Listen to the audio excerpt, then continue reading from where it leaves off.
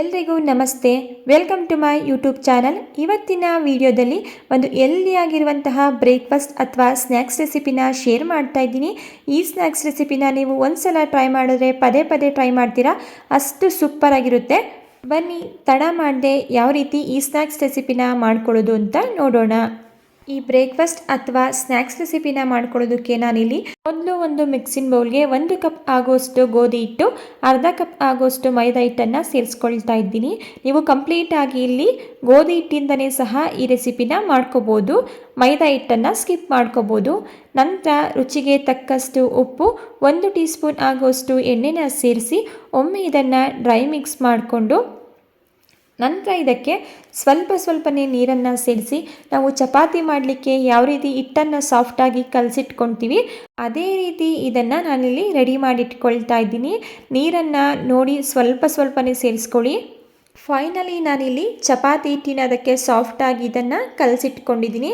ಈಗ ಇದಕ್ಕೆ ಒಂದು ಪ್ಲೇಟನ್ನು ಕ್ಲೋಸ್ ಮಾಡಿ ಪಕ್ಕಕ್ಕೆ ಇಟ್ಕೊಳ್ಳೋಣ. ನೆಕ್ಸ್ಟ್ ನಾನಿಲ್ಲಿ ಈ ಸ್ನ್ಯಾಕ್ಸ್ ರೆಸಿಪಿಗೆ ಬೇಕಾಗಿರುವಂತಹ ಸ್ಟಫಿಂಗ್ನ ರೆಡಿ ಮಾಡ್ಕೊಳ್ಳೋಣ.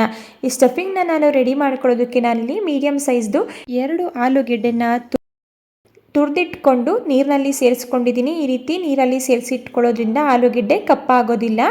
ನೆಕ್ಸ್ಟ್ ನಾನಿಲ್ಲಿ ಮತ್ತೊಂದು ಬೌಲ್ಗೆ 1 ಟೀ ಸ್ಪೂನ್ ಆಗೋಷ್ಟು ಎಣ್ಣೆನ ಸೇರಿಸ್ಕೊಳ್ತಾ ಇದ್ದೀನಿ. ಇದ್ರ ಜೊತೆಗೆ 1 ಟೀ ಸ್ಪೂನ್ ಆಗೋಷ್ಟು ಮೈದಾ ಹಿಟ್ಟನ್ನು ಸೇರಿಸಿ ಇದನ್ನು ಎಣ್ಣೆ ಜೊತೆ ಚೆನ್ನಾಗಿ ಹೊಂದ್ಕೊಳ್ಳೋ ರೀತಿ ಮಿಕ್ಸ್ ಮಾಡ್ಕೊಳ್ತಾ ಇದ್ದೀನಿ. ನೀವಿಲ್ಲಿ ಮೈದಾ ಹಿಟ್ಟಿನ ಬದಲಾಗಿ ಗೋಧಿ ಹಿಟ್ಟನ್ನು ಸಹ ಸೇರಿಸ್ಕೋಬೋದು. ನೋಡಿ ಈಗ ಇದು ರೆಡಿ ಆಯಿತು. ಈಗ ಇದನ್ನು ಪಕ್ಕಕ್ಕೆ ಇಟ್ಕೊಳ್ಳೋಣ.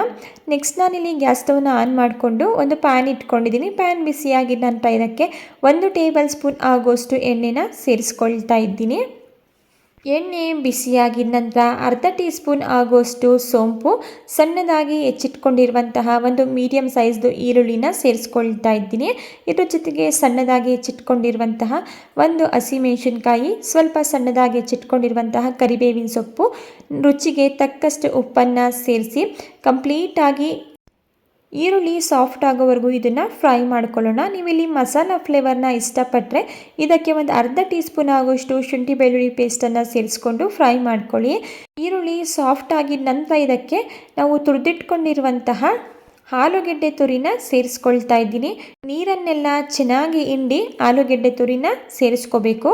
ನಂತರ ಇದಕ್ಕೆ ಸ್ವಲ್ಪ ಅರಿಶಿಣದ ಪುಡಿ, ಅರ್ಧ ಟೀ ಸ್ಪೂನ್ ಆಗೋಷ್ಟು ಚಿಲ್ಲಿ ಪೌಡರ್, ಅರ್ಧ ಟೀ ಸ್ಪೂನ್ ಆಗೋಷ್ಟು ಗರಂ ಮಸಾಲ, ಇಷ್ಟು ಪದಾರ್ಥಗಳನ್ನ ಸೇರಿಸಿ ನಾವಿಲ್ಲಿ ಸೇರಿಸಿರುವಂತಹ ಆಲೂಗೆಡ್ಡೆ ತುರಿ ಕಂಪ್ಲೀಟಾಗಿ ಬೆಂದು ಸಾಫ್ಟ್ ಆಗಬೇಕು.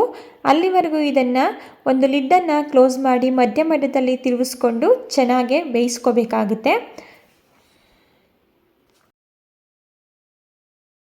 ಈಗ ನಾವಿಲ್ಲಿ ಸೇರಿಸಿರುವಂತಹ ಆಲೂಗೆಡ್ಡೆ ತುರಿ ಕೂಡ ಬೆಂದು ಚೆನ್ನಾಗಿ ಸಾಫ್ಟ್ ಆಗಿದೆ.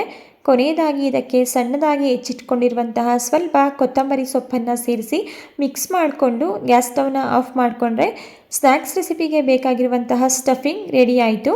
ಈಗ ಇದನ್ನು ಪಕ್ಕಕ್ಕಿಟ್ಟು ಕೌಂಟರ್ ಟಾಪ್ ಮೇಲೆ ನಾನಿಲ್ಲಿ ಸ್ವಲ್ಪ ಗೋಧಿ ಹಿಟ್ಟನ್ನು ಸ್ಪ್ರೆಡ್ ಮಾಡ್ಕೊಳ್ತಾ ಇದ್ದೀನಿ. ನಂತರ ನಾವು ಕಲಸಿಟ್ಕೊಂಡಿರುವಂತಹ ಚಪಾತಿ ಹಿಟ್ಟೇನಿದೆ ಅದರಲ್ಲಿ ಸ್ವಲ್ಪ ಹಿಟ್ಟನ್ನು ತಗೊಂಡು ನಾನಿಲ್ಲಿ ನಾವು ಚಪಾತಿ ಮಾಡಲಿಕ್ಕೆ ಯಾವ ರೀತಿ ಹಿಟ್ಟನ್ನು ಲಟ್ಟಿಸ್ಕೊಳ್ತೀವಿ ನೋಡಿ ಅದೇ ರೀತಿ ಇದನ್ನು ಲಟ್ಟಿಸ್ಕೊಳ್ತಾ ಇದ್ದೀನಿ. ಅಂದರೆ ಚಪಾತಿಯಷ್ಟು ತೆಳುವಾಗಿ ಲಟ್ಟಿಸೋದು ಬೇಡ, ಸ್ವಲ್ಪ ದಪ್ಪದಾಗಿ ಇದನ್ನು ಲಟ್ಟಿಸ್ಕೋಬೇಕು. ನಾನು ತೋರಿಸ್ತೀನಿ ಯಾವ ರೀತಿ ಅಂತೇಳಿ. ನೋಡಿ ಇಷ್ಟು ದಪ್ಪದಾಗಿ, ಸ್ವಲ್ಪ ಚಪಾತಿಗಿಂತ ಸ್ವಲ್ಪ ದಪ್ಪದಾಗಿ ಲಟ್ಟಿಸ್ಕೊಂಡ್ರೆ ಸಾಕು. ಈಗ ಇದು ಆಗಿದೆ, ಇದನ್ನು ಪಕ್ಕಕ್ಕೆ ಇಟ್ಕೊಳ್ಳೋಣ. ಅದೇ ರೀತಿ ನಾನಿಲ್ಲಿ ಮತ್ತೊಂದು ಚಪಾತಿನ ಲಟ್ಟಿಸ್ಕೊಳ್ತಾ ಇದ್ದೀನಿ. ನೋಡಿ ಈ ಚಪಾತಿನ ಲಟ್ಟಿಸಿದ ನಂತರ ನಾವು ರೆಡಿ ಮಾಡಿಟ್ಕೊಂಡಿರುವಂತಹ ಆಲೂಗೆಡ್ಡೆ ಸ್ಟಫಿಂಗ್ ಏನಿದೆ ಅದನ್ನು ನಾನು 2 ಟೇಬಲ್ ಸ್ಪೂನ್ ಆಗುವಷ್ಟು ಸೇರಿಸ್ಕೊಳ್ತಾ ಇದ್ದೀನಿ. ನೋಡಿ ಈ ರೀತಿ ಸೇರಿಸ್ಕೊಂಡು ಚಪಾತಿ ಮಧ್ಯದಲ್ಲಿ ಇದನ್ನು ಸೇರಿಸ್ಕೋಬೇಕು. ನಂತರ ಇದನ್ನು ಕೈಯಿಂದ ಈ ರೀತಿ ಸ್ವಲ್ಪ ರೌಂಡ್ ಶೇಪಲ್ಲಿ ಸೆಟ್ ಮಾಡಿಕೊಂಡು ಆಗಲೇ ನಾವು ಮೈದಾ ಹಾಗೂ ಎಣ್ಣೆ ಮಿಶ್ರಣನ ರೆಡಿ ಮಾಡಿಟ್ಕೊಂಡಿದ್ವಲ್ಲ, ಈ ರೀತಿ ಚಪಾತಿ ಸುತ್ತಲೂ ಸ್ವಲ್ಪ ಅದನ್ನು ಅಪ್ಲೈ ಮಾಡ್ಕೊಳ್ತಾ ಇದ್ದೀನಿ. ನೋಡಿ ಕೈಯಿಂದನೇ ಇದನ್ನು ಚೆನ್ನಾಗಿ ಅಪ್ಲೈ ಮಾಡ್ಕೊಳ್ಳಿ. ನಂತರ ಇದ್ರ ಮೇಲೆ ಮತ್ತೊಂದು ಚಪಾತಿನ ಸೇರಿಸಿ ಚಪಾತಿ ಸುತ್ತ ಇದನ್ನು ಪ್ರೆಸ್ ಮಾಡ್ಕೊಳ್ಳಿ. ನೋಡಿ ಈ ರೀತಿ ಚಪಾತಿ ಒಂದಕ್ಕೊಂದು ಚೆನ್ನಾಗಿ ಅಂಟ್ಕೋಬೇಕು. ಆ ರೀತಿ ಇದನ್ನು ಪ್ರೆಸ್ ಮಾಡಿಕೊಂಡು ನಂತರ ನಾನಿಲ್ಲಿ ಇದನ್ನು ಕಟ್ ಮಾಡ್ಕೊಳ್ತಾ ಇದ್ದೀನಿ. ನಿಮ್ಮನೇಲಿ ಯಾವುದಾದ್ರೂ ಬೌಲ್ ಇದ್ದರೆ ಆ ಬೌಲ್ ಅಳತೆಲೆ ಇದನ್ನು ಕಟ್ ಮಾಡ್ಕೋಬೋದು. ನೋಡಿ ನಾನು ಈ ರೀತಿ ಒಂದು ಪ್ಲೇಟನ್ನು ಇಟ್ಟು ಕಟ್ ಮಾಡ್ಕೊಳ್ತಾ ಇದ್ದೀನಿ. ಜಸ್ಟ್ ಇದು ಶೇಪ್ಗೋಸ್ಕರ ಅಷ್ಟೇ. ಇದನ್ನು ಕಟ್ ಮಾಡ್ದೇನೆ ಹಾಗೇನೂ ಸಹ ಮಾಡ್ಕೋಬೋದು. ಈಗ ನಾನಿಲ್ಲಿ ಉಳಿದಿರುವಂತಹ ಎಕ್ಸ್ಟ್ರಾ ಹಿಟ್ಟನ್ನೆಲ್ಲ ರಿಮೂವ್ ಮಾಡ್ಕೊಳ್ತಾ ಇದ್ದೀನಿ. ನೋಡಿ ಈಗ ಇದು ರೆಡಿ ಆಗಿದೆ. ಇದನ್ನು ಕೌಂಟರ್ ಟಾಪಿಂದ ರಿಮೂವ್ ಮಾಡಿಕೊಂಡು ನೋಡಿ ಈ ರೀತಿ ಕೈಯಿಂದ ಸ್ವಲ್ಪ ಪ್ರೆಸ್ ಮಾಡ್ಕೊಳ್ಳಿ, ಯಾಕಂದರೆ ಇದು ಓಪನ್ ಆಗಬಾರ್ದು, ಅದೇ ರೀಸನ್ಗೋಸ್ಕರ. ಈಗ ಇದು ರೆಡಿ ಆಯಿತು. ಈ ಕಡೆ ನಾನಿಲ್ಲಿ ಒಂದು ಪ್ಯಾನ್ಗೆ 3-4 ಟೇಬಲ್ ಸ್ಪೂನ್ ಆಗೋಷ್ಟು ಎಣ್ಣೆನ ಸೇರಿಸ್ಕೊಂಡು ಬಿಸಿಯಾಗಲಿಕ್ಕೆ ಇಟ್ಟಿದ್ದೆ. ಈಗ ಎಣ್ಣೆ ಸಹ ಬಿಸಿಯಾಗಿದೆ. ಮೀಡಿಯಂ ಫ್ಲೇಮಲ್ಲಿ ಮೀಡಿಯಮ್ ಆಗಿ ಎಣ್ಣೆನ ಹೀಟ್ ಮಾಡಿಕೊಂಡ್ರೆ ಸಾಕು. ಈಗ ಬಿಸಿಯಾಗಿರುವಂತಹ ಎಣ್ಣೆಗೆ ನಾನಿಲ್ಲಿ ಈ ಸ್ನ್ಯಾಕ್ಸ್ ರೆಸಿಪಿನ ಸೇರಿಸ್ಕೊಂಡು ಎರಡೂ ಕಡೆ ಕಲರ್ ಚೇಂಜ್ ಆಗೋವರೆಗೂ ಇದನ್ನು ಫ್ರೈ ಮಾಡ್ಕೊಳ್ತಾ ಇದ್ದೀನಿ. ಆದಷ್ಟು ಕಮ್ಮಿ ಊರಿಲೇನೆ ಇದನ್ನು ಫ್ರೈ ಮಾಡ್ಕೊಳ್ಳಿ, ತುಂಬ ಚೆನ್ನಾಗಿ ಬೆಂದ್ಕೊಳ್ಳುತ್ತೆ. ಈಗ ನೀವಿಲ್ಲಿ ನೋಡ್ತಾ ಇರ್ಬೋದು, ಕಂಪ್ಲೀಟಾಗಿ ನಾನು ಈ ರೀತಿ ಕಲರ್ ಚೇಂಜ್ ಆಗೋವರೆಗೂ ಫ್ರೈ ಮಾಡ್ಕೊಂಡಿದ್ದೀನಿ. ನೋಡಿ ಈ ರೀತಿ ಕಲರ್ ಬರಬೇಕು, ಅಲ್ಲಿವರೆಗೂ ಇದನ್ನು ಕಮ್ಮಿ ಊರಿಲೇನೆ ಇಟ್ಟು ಫ್ರೈ ಮಾಡ್ಕೊಳ್ಳಿ. ಈಗ ಇದು ಆಗಿದೆ. ಇದನ್ನು ತೆಗೆದು ನಾನಿಲ್ಲಿ ಒಂದು ಪ್ಲೇಟ್ಗೆ ಸೇರಿಸ್ಕೊಳ್ತಾ ಇದ್ದೀನಿ. ಇದೇ ರೀತಿ ನಾನು ರೆಡಿ ಮಾಡಿ ಇಟ್ಕೊಂಡಿರುವಂತಹ ಎಲ್ಲ ಸ್ನ್ಯಾಕ್ಸ್ ರೆಸಿಪಿನ ಎಣ್ಣೆಗೆ ಸೇರಿಸಿ ಫ್ರೈ ಮಾಡ್ಕೊಂಡಿದ್ದೀನಿ. ಈಗ ರೆಡಿಯಾಗಿರುವಂತಹ ಸ್ನ್ಯಾಕ್ಸ್ ಅಥವಾ ಬ್ರೇಕ್ಫಾಸ್ಟ್ ರೆಸಿಪಿನ ನಾನಿಲ್ಲಿ ಒಂದು ಪ್ಲೇಟ್ಗೆ ಸರ್ವ್ ಮಾಡ್ಕೊಂಡಿದ್ದೀನಿ. ನೀವಿಲ್ಲಿ ನೋಡ್ತಾ ಇರ್ಬೋದು ಈ ಸ್ನ್ಯಾಕ್ಸ್ ರೆಸಿಪಿ ಎಷ್ಟು ಸೂಪರಾಗಿ ಬಂದಿದೆ ಅಂತ ಹೇಳಿ.